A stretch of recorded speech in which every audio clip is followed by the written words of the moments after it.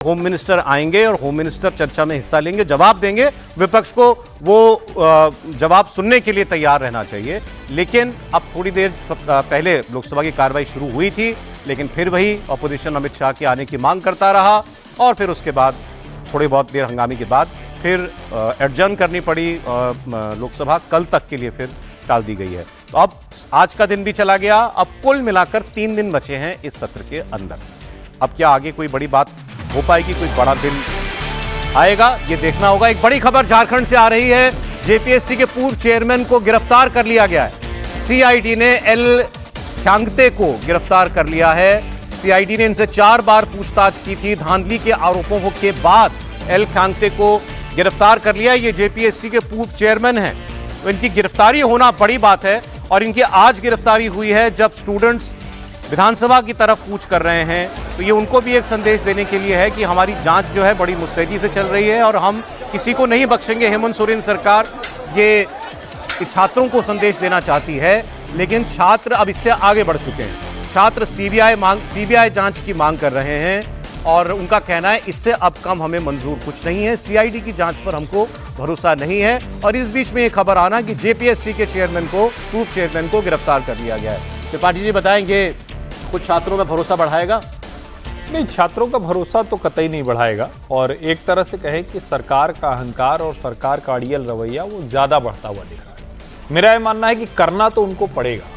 आप जांच अगर नहीं कराएंगे सीबीआई तो कोई और रास्ता दिखता नहीं। आप त्यागपत्र तो देने वाले नहीं, हेमंत सोरेन त्यागपत्र देंगे नहीं।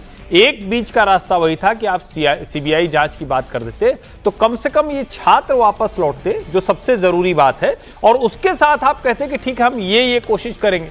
जब हमने केंद्र में भी देखा था तो शुरू में यही लग रहा था कि नहीं करेंगे, अच्छा चलो ये कर दे रहे, इनकी गिरफ्तारी हो गई, इनको हटा दिया, ये कर दिया। अंत में क्या हुआ? अंत में धर्मेंद्र प्रधान के त्यागपत्र के बाद ही छात्र वापस लौटे। और फिर मैं कह रहा हूं, वहां तो उनका मकसद था कि त्यागपत्र लेना है, यहां किसी को गिरफ्तार कराना है या कोई त्यागपत्र लेना इन छात्रों का मकसद है ही नहीं। ये तो साफ कह रहे हैं कि परीक्षा में जो गड़बड़ी उसको वापस कराओ, जो परीक्षाएं गड़बड़ हुई उनको वापस लो, जो नियुक्तियां गड़बड़ की हैं, जो नौकरियां बेची हुई है उनको वापस लो। हेमंत सोरेन सीबीआई जांच कराएं, जिससे जितने अब तक के एग्जाम हुए हैं उनका जो सच कह रहे हैं मानना ही पड़ेगा।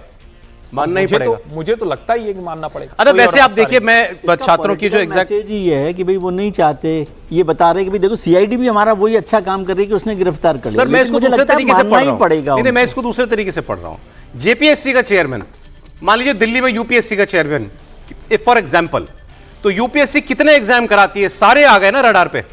जैसे आपने अध्यक्ष को, चीफ को आपने माना कि ये कल्पेबल है, इसकी गलती है, इसने धांधली की है। गिरफ्तारी का मतलब है कि आप प्राइमा फेसाई एजेंसी को लगा, सीआईडी को लगा कि नहीं इसने चोरी की है, तो आपने पकड़ लिया उसको।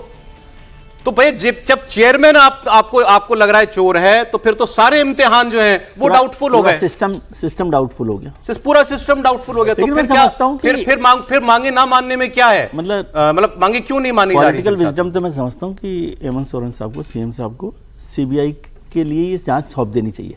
उससे उन पर ही पॉलिटिकल प्रेशर कम हो जाएगा मेरे हिसाब से। बाकी तो वो सब लोग, लेकिन उन्होंने ये जो गिरफ्तारी की है वो ये बताने के लिए की कि भाई देखो सीआईडी पर आप भरोसा कीजिए, वो भी उन्हीं लोगों को पकड़ने में काम कर रही है, अपराधियों को पकड़ने का काम कर रही है। और जितना आंदोलन बढ़ गया है उसमें मुझे लगता है कि उनके लिए बेहतर ही होगा कि वो जितना जल्दी इस पर बिल्कुल समझ जाए। जायज नाजायज के आगे जा चुकी है अब ये बात। मांगे अब जितना विलंब होगा उतना जो हेमंत सोरेन का नुकसान होगा। जैसे जंतर मंतर में भी हुआ, 20 दिन तक बात ही नहीं हुई। अगर वो पहले बार हैंडल किया जाता तो शायद हालात वैसे खराब नहीं होती।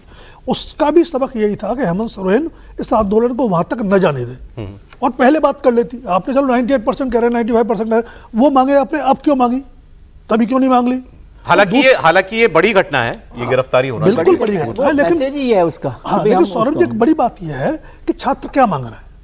वो शिक्षा में, परीक्षा में पारदर्शिता, विश्वसनीयता मांग रहे हैं। आपसे सत्ता तो नहीं मांग रहे, कोई नौकरी तो आपसे कह रहा तो मांग नहीं रहे, आउट ऑफ टर्न दे दीजिए आप। तो वो तो सरकार की जिम्मेदारी है कि जो आपका सिस्टम है वो क्रेडिबल भी हो, ट्रांसपेरेंट भी हो, तो वो बनाने की पहल करनी चाहिए। और ये सब राज्यों में होना चाहिए, भले इसकी केंद्र पहल करे। हालांकि एजुकेशन स्टेट का सब्जेक्ट है, लेकिन ये पहल होनी चाहिए। ये राजनीतिक मुद्दा बिल्कुल नहीं है, ये देश के भविष्य से जुड़ा मुद्दा है। ये तो सत्ता पक्ष भी सोचे और विपक्ष की पार्टियां भी सोचे।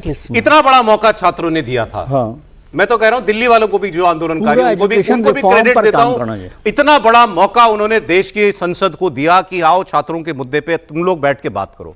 नीति निर्धारक तो आप ही लोग हो ना।